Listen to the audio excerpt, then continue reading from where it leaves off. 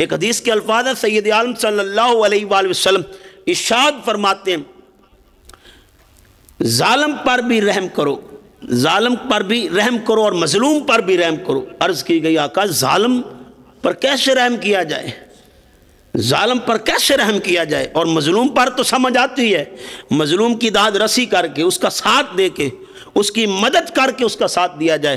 اب ظالم کی مدد کیسے کی جائے، اس پر کیسے رحم کیا جائے؟ حضور فرماتے ہیں ظالم کے ہاتھ کو روک کر اس پر رحم کرو۔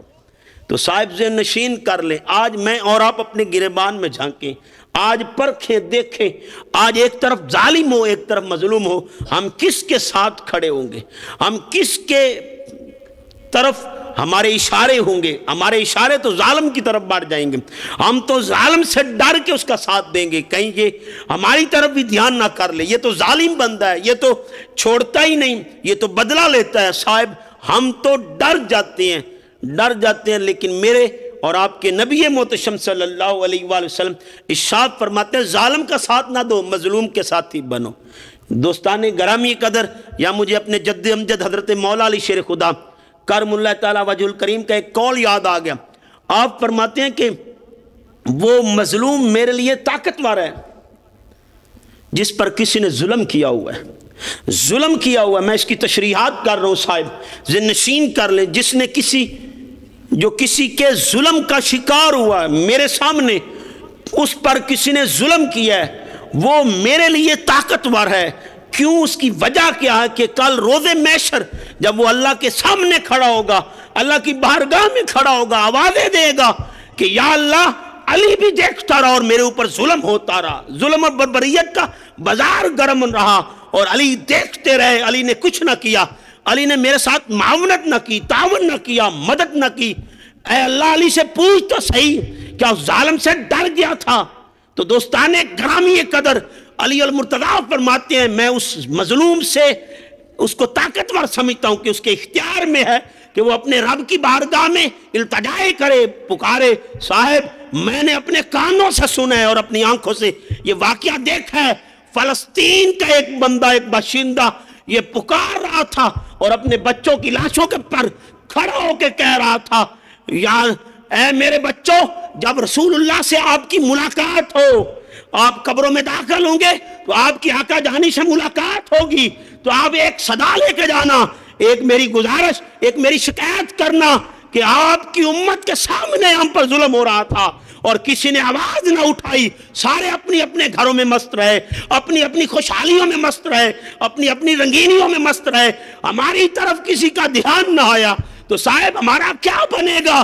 یہ آوازیں جب اللہ کی بارگاہ میں اٹھ رہی تھی، میرے آقا کی بارگاہ میں وہ التجا کر رہا تھا، شکایت بھیج رہا تھا، اور بچوں یہ شکایت رسول اللہ کے پاس لے کے جانا، رسول اللہ کے پاس لے کے جانا اور رسول اللہ سے کہنا آقا جی آپ کی امت کے سامنے ہماری عزتیں برباد ہوتی رہی، ہم پر ظلم و بربریت کے بازار گرم ہو گئے، لوگوں نے ہمیں ہلاک کیا، ہمارے بچے شہید ہوتے رہے، اور امت مسلمہ 56 سے زائد ملک تھے تیرے نبی کے کلمہ گو، جن ملکوں میں تیرے نبی کا کلمہ پڑھا جاتا ہے لوگ خاموش رہے، آوازیں نہ اٹھائیں، کسی نے نہ کہا کہ یہ ظلم و بربریت کا بازار گرم کرو ورنہ ہمارا کوئی تعلق نہیں۔ صاحب ہم کہاں جائیں گے؟ ذرا دھیان تو کیجئے، کل روز محشر جب یہ عدالت لگے گی میرے اللہ کے سامنے ہم سب ہوں گے، میں اپنے مقتدر حلقوں سے درخواست کرتا ہوں اتنی آواز بلند کرو، آواز کے طغیانی کے یہ طوفان، یہ دہشت اور یہ وحشت کے طوفان جو بن رہے اسرائیل سے اٹھ رہے، ان میں انقلاب آ جائے اور ان ایوانوں میں ایک بکھراہٹ آ جائے کہ مسلمان متحد ہو گئے، اکٹھے ہو گئے اور اپنے اوپر ظلم کا جواب دینا بہتر جانتے ہیں۔ آؤ پورے مسلمانوں کو اکٹھا کیجئے، ایک یکجا ہو کے آواز بلند کیجئے، اپنی منمانیاں چھوڑ دیں، اپنی مرضیاں چھوڑ دیں، کہیں ایسا نہ ہو وہ وقت آنے والا ہے ہم نے اس دنیا میں کوئی رہنا نہیں، یہ دنیا چھوڑ جانی ہے اور یہ دنیا ہم کو چھوڑنے والی ہے، آج نہیں تو کل ہمارا اختتام ہونے والا ہے۔ شاید کتنی زندگی گزار گئے، باقی کتنی کسی کو خبر نہیں، لیکن آؤ مقتدر حلقوں سے میں हाथ जोड़ के दरखास्त कर रहा हूं, कल रोजे महशर अल्लाह की बारगाह में क्या मुंह दिखाओगे, क्या मुंह दिखाएंगे, क्या मुंह लेके जाएंगे?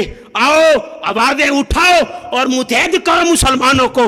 जब तक इस्राइल की बर्बरियत खत्म नहीं होती, इस्राइल जुल्म करना बंद नहीं करता, ये कश्मीरियों पर जुल्म होता रहेगा, हमारी तहरीक जारी रहेगी। आओ साहब ये आवाजें बुलंद करो, आओ मिल के बुलंद करो। हम सभी अपने मुक्तदर हलकों के साथ हैं। अगर वो आवाजें हक बुलंद करेंगे, हमारी जानें भी हाजिर है फलस्तीनियों के लिए। आओ साहब ये आवाजें उठाएं तो सही, देखें अल्लाह पाक की बारगाह में इन आवाजों की कदर और कीमत क्या है। मैं और आप नहीं जानते, लेकिन इतनी कदर और कीमत है कि हुसैन जैसी भी जात कुर्बान होकर बता गई, लोगों तख्त पर रहना बड़ी बात नहीं, नेज़े पे चढ़ जाना ये सबसे अजीम तोहफा है।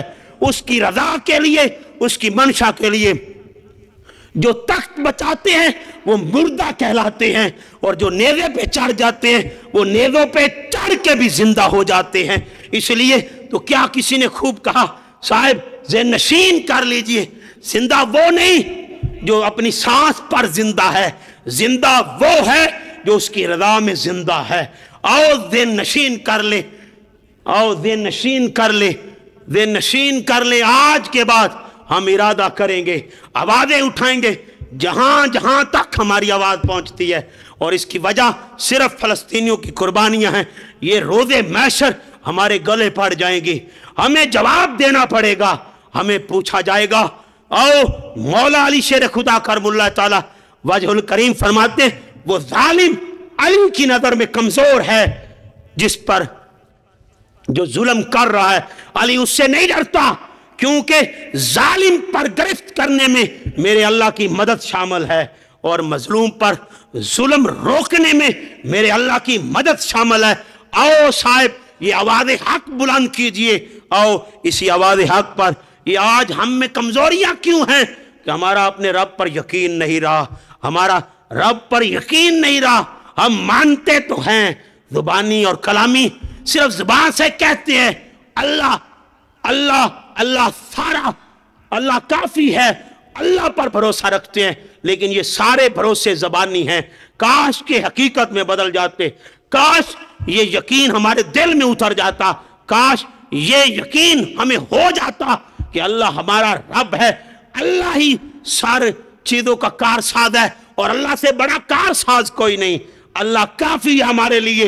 आओ साहब अगर ये हमारे दिल के ईवानों में ये बात आ जाती, अगर दिल में आ जाती और दिल में बैठ जाती कि अल्लाह हमारा रहबर है, अल्लाह हमारी रहनुमाई कर रहा है, और अल्लाह ने अपने महबूब को हमारी रहबरी के लिए मुअय्यन किया है, मुकर्रर किया है। और इतना बड़ा रहबर साहब जिसका कदम उठे तो अल्लाह कसमें उठा दे, जिसके बोलने को अल्लाह अपना करार दे। आओ ज़हनशीन कर ले, वो नबी कह रहे हैं जिसकी एजार रसानी से लोग महफूज रहें। तो साहब आज मैं और आप अपने गिरेबान में झांकें, आज देखें आज हमारे हालात कैसे हैं।